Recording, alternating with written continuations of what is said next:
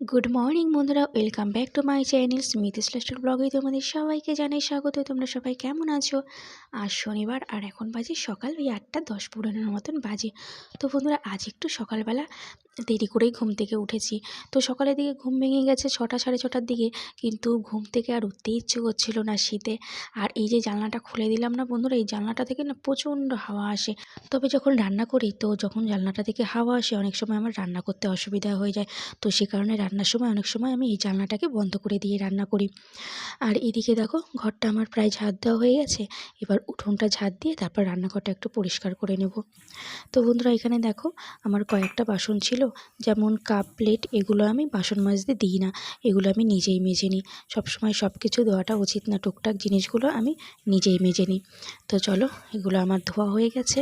তো বেশিরভাগ চায়ের বাসনগুলো আমিই ধুয়ে নিই। তো চলো এখন রান্নাঘরটা একটু পরিষ্কার করে নিই। তো বন্ধুরা, রাত্রিবেলা তো আমি একবার মুছে নিয়েছি, তবু যেহেতু বাসি ঘর তাই আর একবার মুছে নিচ্ছি। তো বন্ধুরা, আজ যেহেতু শনিবার, আর শনিবার মানে আমাদের বাড়িতে নিরামিষ রান্নাবান্না হয়। তো সেই জন্য বেশিরভাগ জিনিসগুলো আমাকে একদম ভালো করে ধুয়ে মুছে রাখতে হয়। এদিকে দেখো, আগের দিনের কয়েকটা রুটি ছিল, তো ভাবলাম চলো এই রুটিগুলো ডগিদের দিয়ে দেবো। তো এদিকে দেখো পনির নিয়েছি একটা, তো আজকে পনির রান্না করবো। আর তার সাথে দেখো পাশের বাড়ি থেকে দিয়েছিল লাউ, তো ভাবছি লাউটা দিয়ে কিছুটা লাউ দিয়ে লাউ ডাল করব। আর এদিকে দেখো অনেক রকমের সবজি রয়েছে ফ্রিজে। তো শীতকালে মোটামুটি অনেক ধরনের সবজি পাওয়া যায়। তো এদিকে দেখো অনেকগুলো মটরশুঁটি রয়েছে। আর এদিকে চালটাও আমি ভিজিয়ে নিয়েছি, তো এখন ভাত বসাবো। আর এইদিকে দেখো বন্ধুরা, কত বড় বড় ঝুড়ির মধ্যে দুটো লঙ্কা রয়েছে। তো এই লঙ্কাগুলো দিয়ে ভাবছি একটু লঙ্কার চপ করব। তো এগুলোতে কিন্তু একদমই ঝাল নেই। তো চলো এখন রান্নাটা বসাই। তো বন্ধুরা, এদিকে দেখো ভাত বসিয়েছি, আর শনিবারের জন্য দেখো আজকে মুগ ডাল রান্না করছি। গ্যাসের ফ্লেমটা একদম কমিয়ে দিয়ে এদিকে ডালটাও ভাজছি, আর ওদিকে আমি সবজিগুলোও কেটে নিয়েছি। চলো তোমাদেরকে সবজিগুলো দেখাই। তো বন্ধুরা, এদিকে দেখো আমি লাউ কেটেছি ডালের জন্য, আর উচ্ছে ভাজা করব, তাই কিছুটা উচ্ছে কেটে নিয়েছি এখানে। আর পনির কেটেছি। তো এই রেড কাউর পনিরটা সত্যি খুব ভালো। আর এদিকে দেখো জলের মধ্যে আলুগুলো কেটে রেখেছি, আলুগুলো একটু সিদ্ধ করে নেব। আর পনিরের জন্য এখানে দেখো মশলাটাও রেডি করে নিয়েছি। তো বন্ধুরা, এদিকে দেখো এখন মশলাটা গ্রাইন্ড করে নেব। তো বন্ধুরা, পনিরের মশলার জন্য এখানে আমি দিয়েছি আদা কুচি, তার সাথে একটা গোটা টমেটো কেটে দিয়েছি, আর কয়েকটা লঙ্কা, আর দিয়েছি পোস্ত, কাজু বাদাম। তো চলো, আর দিয়েছি সামান্য পরিমাণ দই। তো চলো এবার একটু ভালো করে পেস্ট করে নেব মিক্সচারের মধ্যে দিয়ে। দেখো বন্ধুরা, স্কুল ছুটি বলে আজকে আমার ছেলে ঘুমাচ্ছে। তো প্রায় 10টা বাজে যায়। কিরে, উঠবি না? হ্যাঁ, ওঠ, 10টা বাজে যায়, ওঠো ওঠো ওঠো ওঠো, উঠে ব্রাশ করো বাবু। তো বন্ধুরা, এদিকে দেখো আমি আলু দিয়ে পনিরটা রান্না করছি। তো এটা যদি আমি রাত্রিবেলা করতাম পনিরটা, তাহলে আর আলু দিতাম না, যেহেতু দুপুরবেলায় একটু খাওয়া হবে আর রাতের জন্যও কিছুটা রেখে দেবো। তো সেই জন্য একটু আলু দিয়ে পনিরটা রান্না করলাম, যাতে একটু বেশি হয়। আর এদিকে দেখো বন্ধুরা, বাজার থেকে নিয়ে এসছে বিস্কিট। তো বন্ধুরা, এখানে বিস্কুটগুলো আমি এখন ঢেলে নেব। আর দেখো অনেকটা মুড়ির প্যাকেট নিয়ে এসছে। তো এটাও বোধহয় যতটা সম্ভব 500-র একটা মুড়ির প্যাকেট। তবে আমি মুড়ি খাই, কিন্তু খুব একটা মুড়িটা খাওয়া হয় না।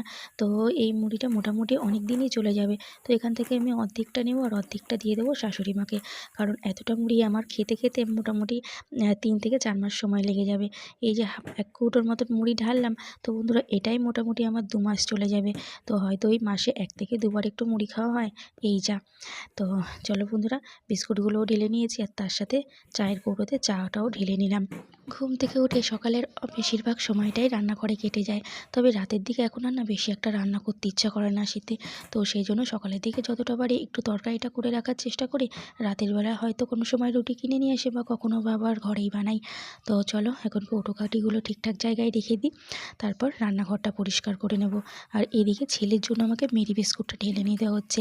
তো এই যে মেরি বিস্কুটের প্যাকেটটা দেখছো, তো অর্ধেকটার মতন খাবে আমার ছেলে, আর অর্ধেকটা দিতে হবে আমার বাইরের কুকুরদের জন্য। তো এদিকে দেখো বন্ধুরা, আমি এখন ছাদে এসেছি জামা কাপড় মেলতে। তবে আজ বেশ সুন্দর রোদ্দুর উঠেছে। তো শীতকালে যদি একটু রোদ্দুর না ওঠে ভালো লাগে না। তো মেঘলা ওয়েদার একদমই তো আমার পছন্দ হয় না। তবে শীত তো প্রায় চলেই যাচ্ছে, আর কিছুদিন বাদেই চলে আসবে গরম। গরমকালে তো আবার ছাদেই আসা যাবে না, এই যে দাঁড়িয়ে আছি। তো গরমকাল হলে মোটামুটি সেকেন্ডের মধ্যে জামা কাপড় মেলে দিয়েই দৌড়ে চলে যেতে হবে নিচে, কারণ প্রচণ্ড ছাদ গরম হয়ে থাকে। আর এই যে লেগিংস আর প্লাজো প্যান্টগুলো মেলে দিচ্ছি, এগুলো হাতেই কেচেছি। তো ওয়াশিং মেশিনে দিলে না অনেক সময় গার্ডারগুলো না ঢিলে হয়ে যায়, তো সেই জন্য আমি এগুলো হাতেই কেচে নিই। তবে জানো তো বন্ধুরা, এখনও আমার ঘরের কাজ শেষ হয়নি, এখন প্রায় 1:30টার মতন বাজতে যায়। আর এইদিকে দেখো বন্ধুরা, গাছে কত সুন্দর কামরাঙা হয়েছে। তো কামরাঙাগুলো না একদম দেখো পেকে হলুদ হয়ে গেছে। এবার যদি কামরাঙাগুলো আমি ছিঁড়ে না নিয়ে যাই, তবে কামরাঙাগুলো সব পাখিই খেয়ে নেবে। তো এর আগে কয়েকটা ছিঁড়েছিলাম, তো ছিঁড়ে কয়েকটা দিয়েছিলাম বাপের বাড়িতে, আর এখানে গাছে আর কয়েকটা আছে। আর এইদিকে দেখো বন্ধুরা, আমার ছোট্ট পদ্ম পুকুরের উপরে একটা গাছের ডালে কি সুন্দর কামরাঙা ঝুলছে। তবে এটা এখনও পাকেনি, এটা কয়েকদিন রাখা যাবে, আর বাকিগুলো আমাকে পেরে নিতে হবে। আর এইদিকে দেখো বন্ধুরা, একটা পদ্মের ডাল সুন্দরভাবে দাঁড়িয়েছে। এরকমভাবে যদি কয়েকটা পদ্ম গাছের ডাল এভাবে একটু দাঁড়ায়, তবে কিন্তু গাছে ফুল ফুটবে। আর এখন যেহেতু শীতকাল, আর পদ্মের পাতাগুলো দেখো কীরকম যেন একটু হয়ে গেছে। আর এইদিকে দেখো বন্ধুরা, আমি নতুন আলু ধুয়ে রোদ্দুরে দিয়েছি, যেহেতু নতুন আলুতে অনেক বালি থাকে। তো বন্ধুরা, ঘরের কাজ করতে করতে আজকে অনেক বেলা হয়ে গেছে, এখন বাজে দুপুর 3টের মতন। আর আমি এক্ষুনি স্নান টান করে তারপর পুজো দিলাম। তো চলো বন্ধুরা, এখানে দেখো আমি একটা হনুমান ঠাকুরের ফটো পেতেছিলাম, তো সেখানেই আমি পুজো করি। গুড ইভিনিং বন্ধুরা। তো এই দেখো, এখানে দুটো আজকে কার্পেট রেখেছি বাড়ি থেকে, তো অনেকই সস্তায় নিয়েছি এটা। তো দেখো, দুটো দু রকমের কালার, তো প্রচন্ড ভারী।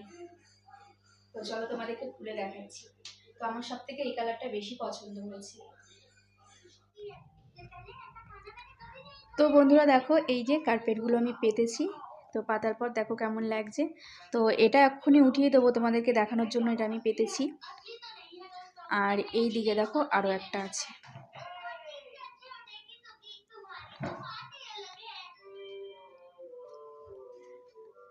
তো দুটো কালারই আমার ভীষণ পছন্দ হয়েছে। আর শীতকালের জন্য এরকম কার্পেট খুবই প্রয়োজন ঘরের, তো সেই জন্যই নিলাম। এখন যেহেতু শীতকাল, আর শীতকালে একদম মেঝেতে না পা দেওয়া যায় না।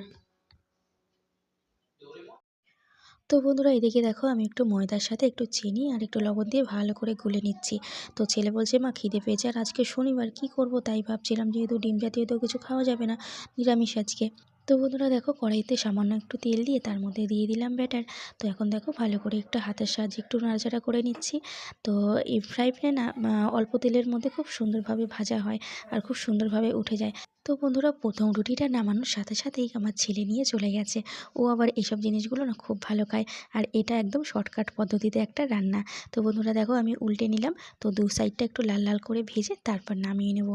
তো বন্ধুরা চলো, আজকের মতন আমার ভিডিওটা এখানেই এন্ড করছি। যদি তোমাদের আমার ভিডিও ভালো লেগে থাকে, অবশ্যই লাইক করো, কমেন্ট করো, আর আমার চ্যানেলটাকে সাবস্ক্রাইব করো, আর পাশে থাকা বেল অন করে দিও। তো বন্ধুরা, দেখা হচ্ছে আবার পরের একটা ব্লগে তোমাদের সাথে।